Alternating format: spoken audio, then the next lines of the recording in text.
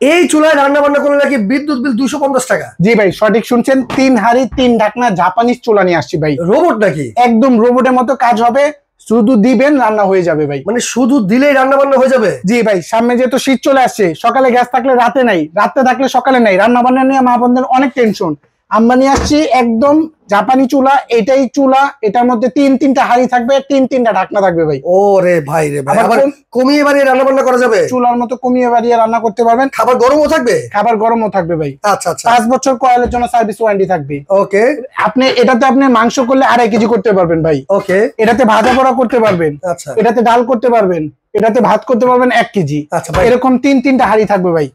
দাম তো মনে হয় আজকে 8-10 হাজার টাকা। কি বলেন ভাই? মাত্র থাকবে 5,500 টাকা। 5,500 টাকায় 3 হাঁড়ি 3 ঢাকনা রোবট চুলা। জি, এর সাথে আমরা দিয়ে দিব 2টা কাঠের চামচ, একটা প্লাস্টিকের চামচ, একটা ক্যাটালগ। তো সেক্ষেত্রে অর্ডার করতে হলে অগ্রিম কয় টাকা দিব? অগ্রিম তো নেয় প্রতারক, আমরা অগ্রিম নেই না। আচ্ছা, তো দর্শক যারা অর্ডার করতে চান স্ক্রিনে দেখানো নাম্বারে যোগাযোগ করলে অগ্রিম টাকা ছাড়া এই রোবট মাল্টি কারি কুকারটা আপনারা নিতে পারবেন।